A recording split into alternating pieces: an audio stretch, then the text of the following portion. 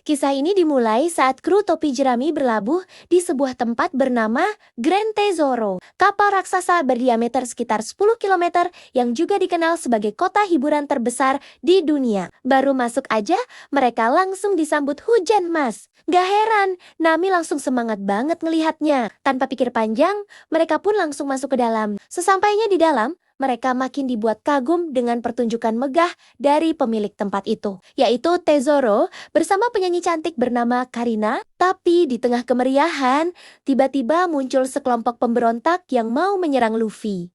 Sayangnya, mereka salah sasaran. Luffy dan kru langsung membereskan mereka dengan cepat.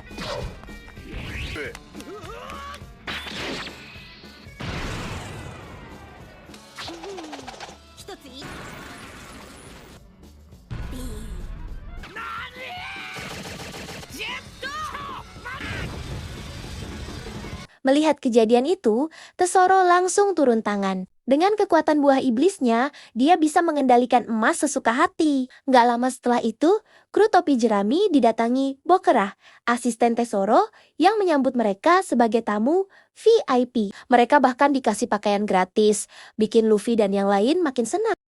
Bakarat juga sempat ngejelasin kalau di Grand Tesoro, semua aturan mutlak ada di tangan Tesoro. Bahkan, Angkatan Laut pun gak bisa macam-macam karena Tesoro punya koneksi dengan Tenryou Ubito. Tapi, di balik kemewahan itu, ada sisi gelap. Orang miskin bisa dijadikan budak, bahkan anak kecil sekalipun. Kemudian, mereka diajak ke tempat perjudian. Bakarat ngasih mereka banyak chip, Luffy sama Usopp langsung nyobain balapan, dan menang besar.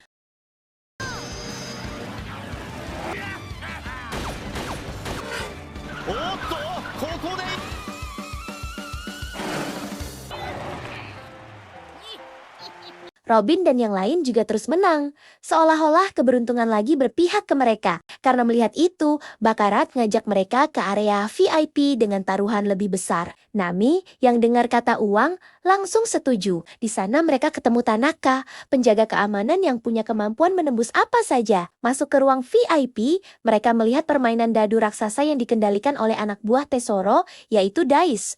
Luffy langsung taruhan besar, dan awalnya dia menang. Tapi saat taruhan dinaikkan, Luffy malah kalah telak. Ternyata semua itu cuma jebakan. Bakarat diam-diam punya kemampuan menyerap keberuntungan orang lain. Artinya, dari awal mereka memang sudah dicurangi. Zoro langsung menyerang Tesoro, tapi malah tubuhnya dijadikan emas. Tesoro pun mengungkapkan kalau sejak awal mereka masuk, semuanya sudah ada dalam kendalinya.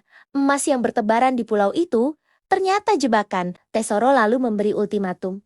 Kalau Luffy bisa bayar utangnya sebelum besok malam, Zoro akan dilepaskan. Kalau tidak, Zoro akan dieksekusi sebagai tontonan. Di tengah kebuntuan, Nami bertemu Karina, teman lamanya. Ternyata Karina juga punya rencana untuk mencuri harta Tesoro. Mereka pun sepakat bekerja sama demi menyelamatkan Zoro sekaligus mengambil harta. Rencana pun disusun. Luffy dan Franky jadi tim depan, sementara Nami dan yang lain menyusup ke gedung utama. Tapi rencana mereka sempat kacau. Saat Luffy ketahuan, Luffy dan Franky jatuh ke dunia bawah. Di tempat rahasia penuh emas dan orang-orang yang terjebak karena kalah judi. Di sana mereka akhirnya tahu kelemahan Tesoro adalah air laut. Luffy nekat menuju pompa air di bawah kapal. Setelah perjuangan berat, mereka berhasil menggunakan air laut untuk melemahkan kekuatan emas Tesoro.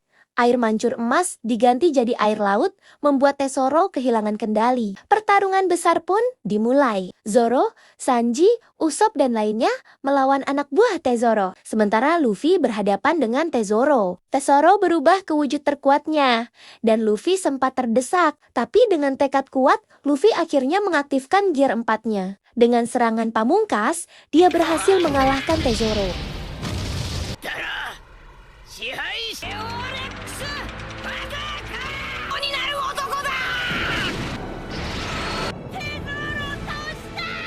Setelah itu, Angkatan Laut datang untuk menangkap Tesoro. Tapi kekacauan belum selesai. Karina bilang ada bom waktu, lalu menyuruh semua kabur. Di akhir cerita, ternyata itu cuma akal-akalan Karina. Dia justru kabur membawa kapal beserta harta Tesoro. Sementara itu, kru topi jerami kembali berlayar, siap menuju petualangan berikutnya.